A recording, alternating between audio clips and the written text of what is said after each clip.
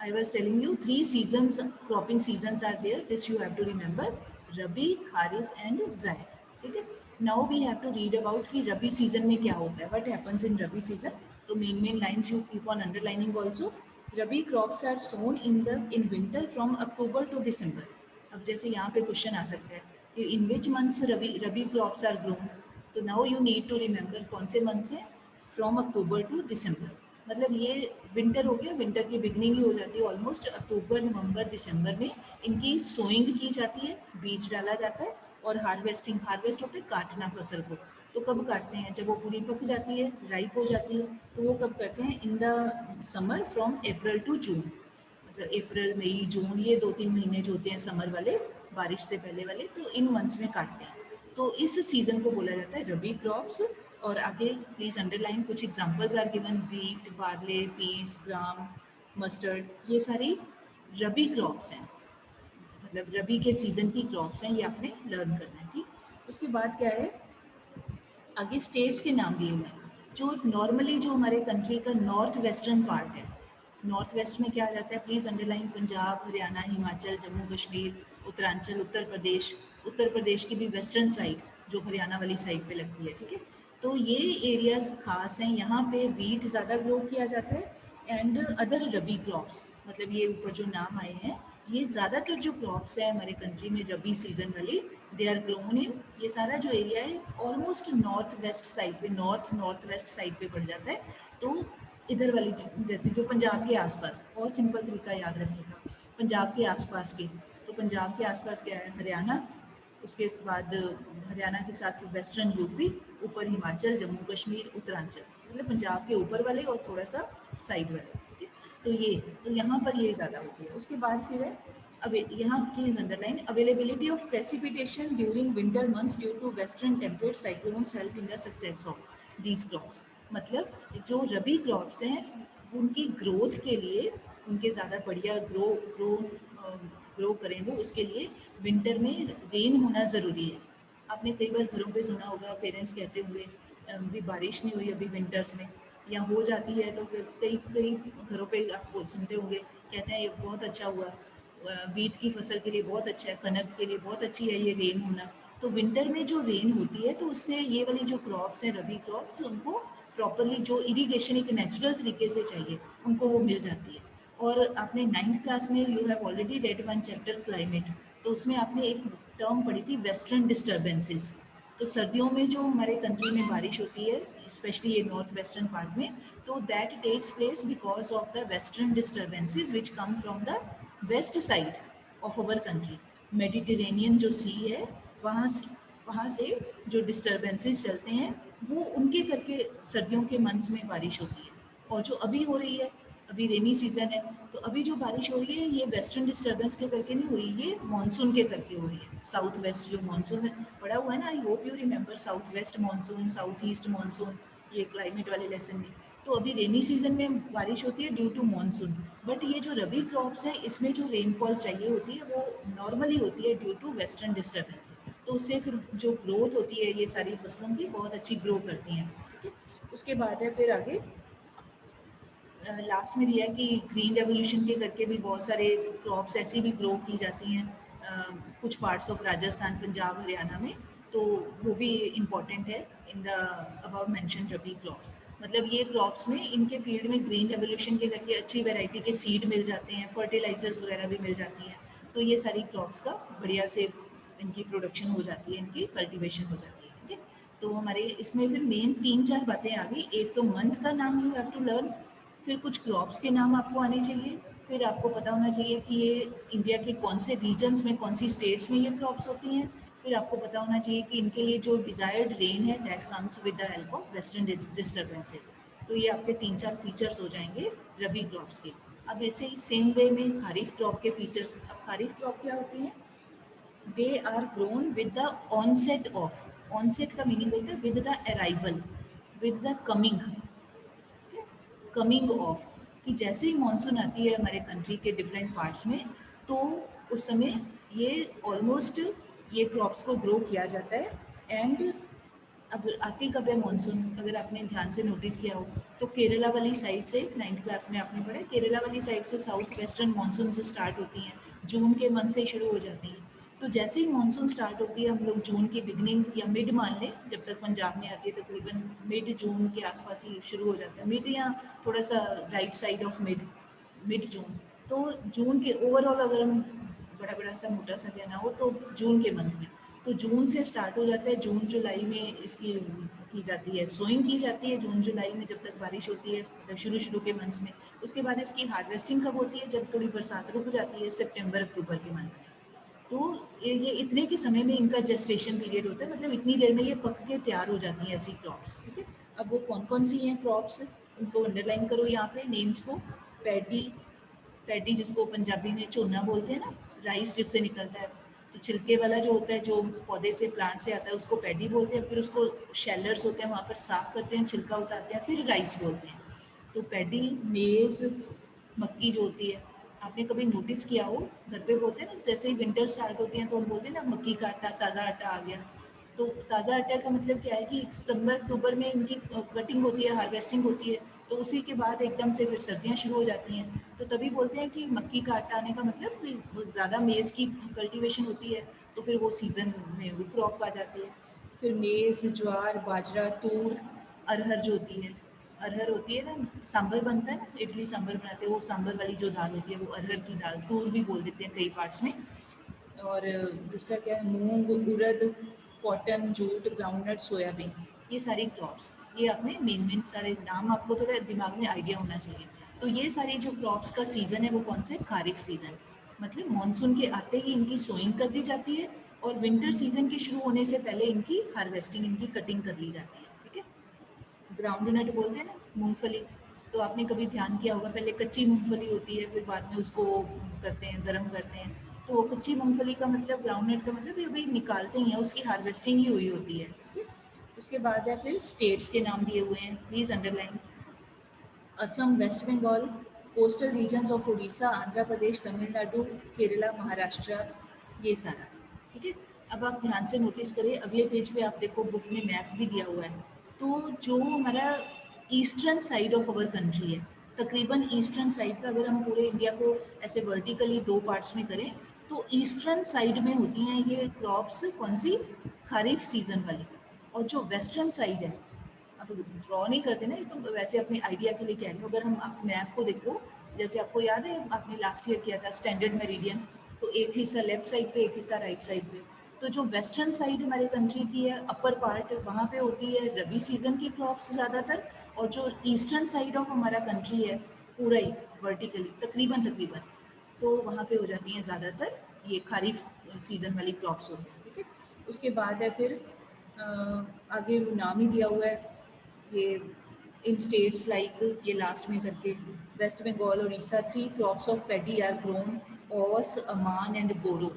Paddy की अलग अलग किस्में हैं, वेराइटीज़ होती हैं, कोई भी क्रॉप की अलग अलग वेराइटी वाले, जैसे हम कई बार बोलते हैं बासमती चावल, तो बासमती है तो वो चावल ही है, राइस ही है, बट बासमती एक वेराइटी है। तो ऐसे ही ये असम वाली साइड पे वो उधर वाली लैंग्वेज के उनके नाम है, ओस, अमान, बोरो, ये राइस की ही किस्में हैं, तो वो ग्रो की जाती हैं वेस्ट बंगाल और उड़ीसा, असम वाली साइड पे, ठीक है। उसके बाद है थर्ड वाला, जायद सीजन, ठीक है। अब जायद सीजन में क्या होता है, in between the rabi and kharif seasons, in between rabi और खारिफ के बीच में जो थोड़ा सा समय बचता है, ठीक, तो वो बीच वाले जो मंथ्स होते हैं तकरीबन थोड़े बहुत से, उसमें जो क्रॉप्स को ग्रो करते हैं, उस सीज़न को बोला जाता है, वो सीज़न कहलाता है जायद सीज़न, ठीक।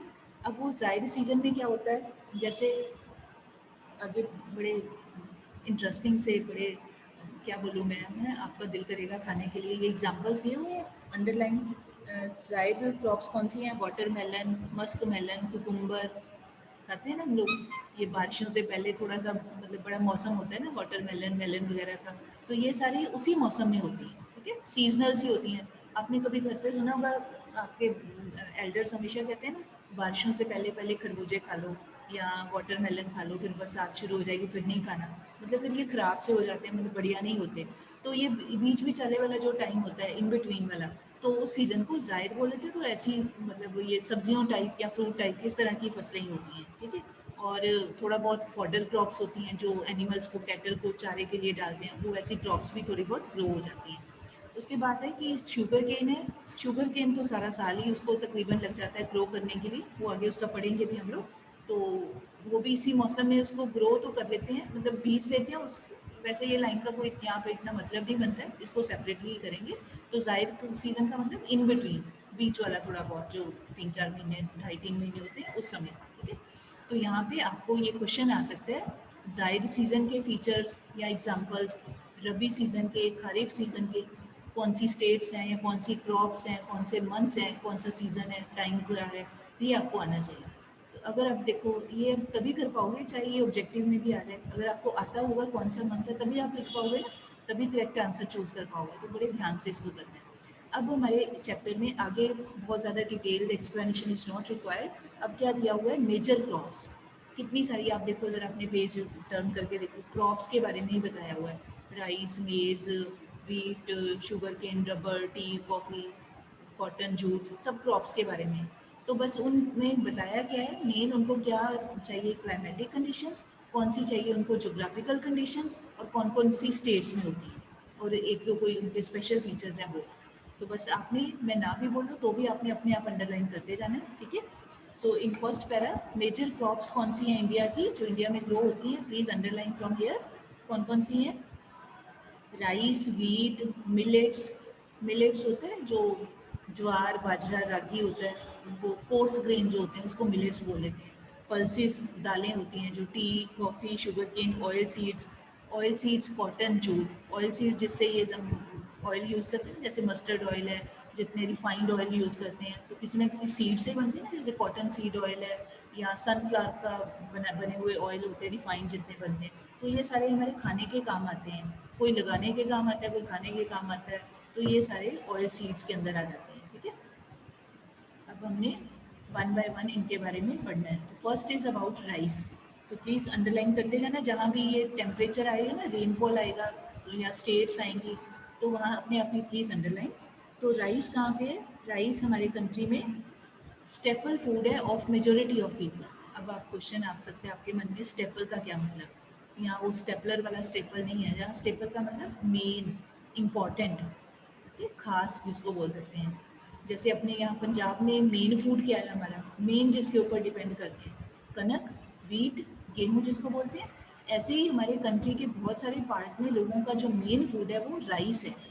जैसे हम लोग अपना गेहूं का, वीट का बनाते हैं, फुल्का बनाते हैं, चपाती, परोंठी, कुछ ना कुछ बनाते ही रहते हैं, है ना। वीट दिन में मतलब हम लोग ज़रूर कंज्यूम करते हैं, राइस भी खाते हैं, बट स्टिल हमारा जो मेन खाना है वो वीट है, इधर नॉर्थ वेस्ट वाली साइड। ऐसे ही जो नॉर्थ ईस्ट वाली साइड है या लोअर पार्ट्स है हमारे कंट्री के, तो वहाँ पे लोगों का जो मेन खाना है वो राइस है। राइस ज़्यादा वहाँ पे खाया जाता है, ठीक है। अच्छा, अब वो क्या है, उसके लिए क्या चाहिए, India is the second largest producer, ठीक। अब उसके लिए चाहिए क्या, अब ये फीचर्स को अंडरलाइन करो। ये बाद में ना आपको एक टेबल मैं बोलूँगी, टेबल बनाना, उसमें सारे फीचर्स लिखने पड़ेंगे हमें।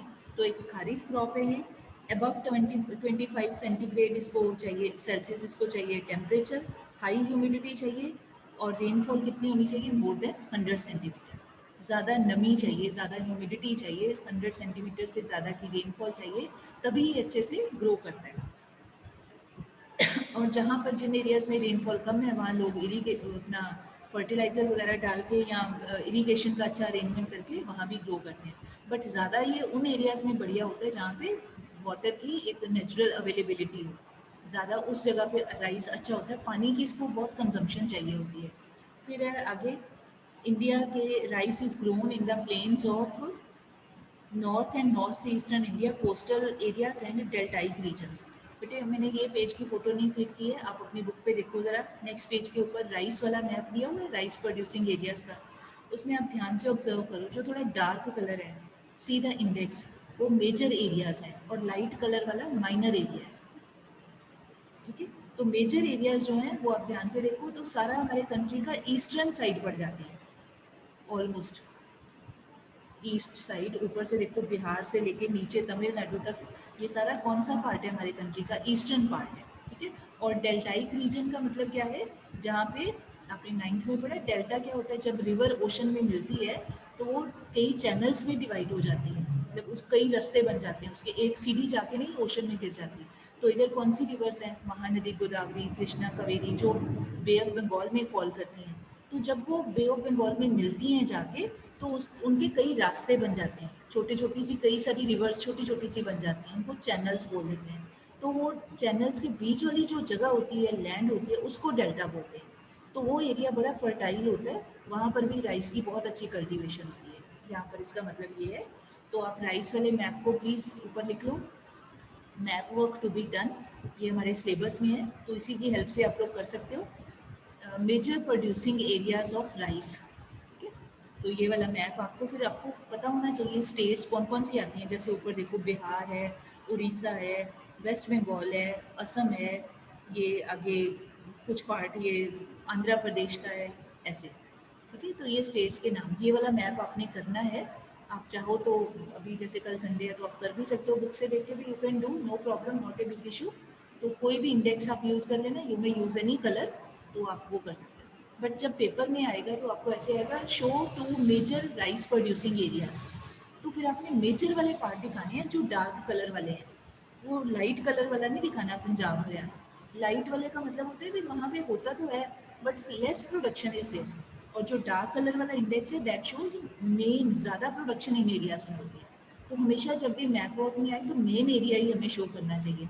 तो आप बिहार, वेस्ट बंगाल, उड़ीसा, ये वाला पार्ट आपको, झारखंड का कुछ हिस्सा, उत्तर प्रदेश का ईस्टर्न साइड, ये वाला मेन पार्ट आप दिखा सकते हो, ठीक। Now please come to next page.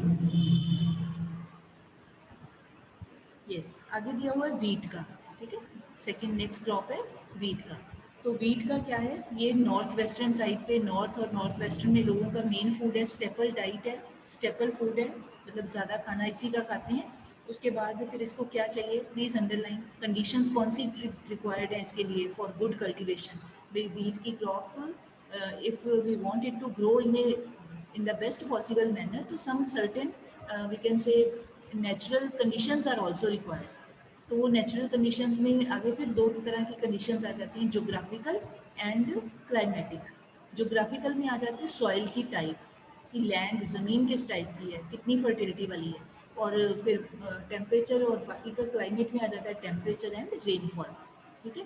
एक मतलब नीचे वाली धरती, ऊपर वाला आसमान, और सिंपल तरीका यही है याद करने का, ठीक। तो सॉइल की टाइप वो आ जाता है ज्योग्राफिकल कंडीशन, और ऊपर से फिर क्या पड़ता है, रेनफॉल और सनशाइन मिलती है, तो टेम्परेचर, ठीक। तो अब क्या है यहाँ पे, कितनी चाहिए रेनफॉल, अंडरलाइन करिए, 50 टू 75 सेंटीमीटर के आसपास, और evenly distributed over the growing season. मतलब ये नहीं कि एक 10-15 दिनों में या एक महीने में ही सारी बारिश हो गई, ऐसा नहीं। थोड़ी थोड़ी करके मतलब बारिश मिलती रहे, रेनफॉल होती रहे, तो ये इन क्रॉप्स के लिए, वीट के लिए अच्छी होती है, मतलब बढ़िया रहता है। उसके बाद है this two important wheat growing areas zones in the country are Ganga Satluj and in the northwest and black soil regions of the Deccan. अब अपने मैंने मैप का फोटो नहीं है बेटे, आप अपने बुक पे देखो ज़रा, एक इंडेक्स दिया हुआ है, नेक्स्ट मैप वीट क्रॉप का दिया हुआ है, एक डार्क कलर है, एक लाइट कलर है। तो जो डार्क कलर है वो देखो पहले, ऊपर वाला पार्ट है, ये वाला पार्ट, तो इसमें कौन से एरियाज आ जाते हैं, पंजाब, हरियाणा, हिमाचल, राजस्थान का वो पार्ट जो ऊपर पंजाब हरियाणा के साथ लगता है, अपर पार्ट ऑफ राजस्थान। फिर कुछ पार्ट ऑफ, थोड़ा नीचे करके देखो, मध्य प्रदेश का है, वेस्टर्न यूपी है। ये मेन है, ये हमारे, इसको बोल सकते हैं नॉर्थ और नॉर्थ वेस्टर्न पार्ट है हमारे कंट्री का। यहाँ पे सबसे ज़्यादा होती है वीट की जो कल्टीवेशन है, क्योंकि यहाँ की लैंड, ये एरिया क्या कहलाता है, Ganga Sutlej plains. 9th class में ड्रेनेज चैप्टर आप पढ़ चुके हो, तो आई एक्सपेक्ट कि सबको पता है ड्रेनेज वाला। तो प्लेन क्या है कि इधर गंगा रिवर जब उधर चली जाती है बे ऑफ बंगाल वाली साइड से, गंगा, और इधर से सतलुज, पंजाब में जो सतलुज रिवर है, तो ये वाला जो पार्ट है कंट्री का, इस एरिया के बीच बीच में, यहाँ पर ये वीट ज़्यादा होता है, ठीक। इसका मतलब ये नहीं कि आपको कि मैडम वीट के तो एक तरफ ही अपना सतलुज रिवर के एक तरफ वीट होता होगा तो दूसरी तरफ नहीं होता है, ऐसा नहीं। ये एक सिर्फ एक ब्रॉड सा आइडिया दिया है। अब सतलुज रिवर के, हम लोग इधर रहते हैं, हम और आप, फगवाड़ा, जलंधर, ये सारा किधर पड़ता है, सतलुज के आगे और उधर ब्यास के बीच में, सतलुज और ब्यास रिवर के बीच में है। तो अब आपको अगर किसी के दिमाग में ये क्वेश्चन आए कि मैडम यहाँ पर तो फिर ये वीट नहीं होना चाहिए इस डेफिनेशन के हिसाब से, तो ऐसा नहीं, ये सिर्फ एक ब्रॉड सा हमें आइडिया दे दिया भी इस इलाके में होता है।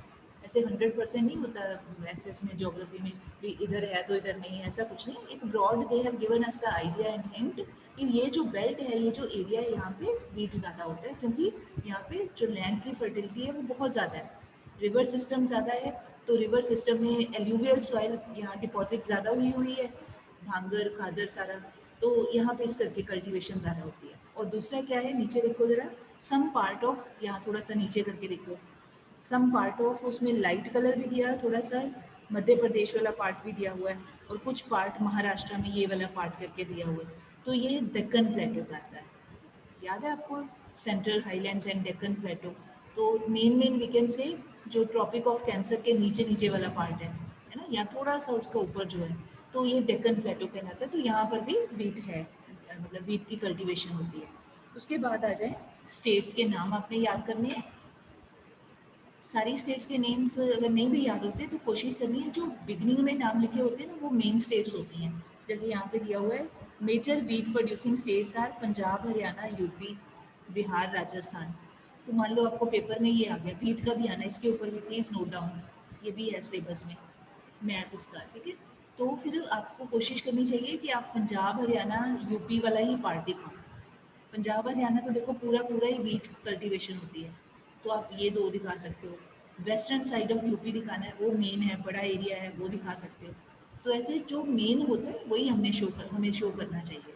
उसके बाद नेक्स्ट है मिलेट्स। तो मिलेट्स जो है ये एक कंबाइंड नेम है, किसी एक क्रॉप का नाम नहीं है। मिलेट्स का मतलब है, बेटे I think 1 minute is left, तो फिर हम मिलेट्स का शुरू भी नहीं कर पाएंगे, ये हम करेंगे मंडे को। आज आपने यहाँ तक रीड करना है।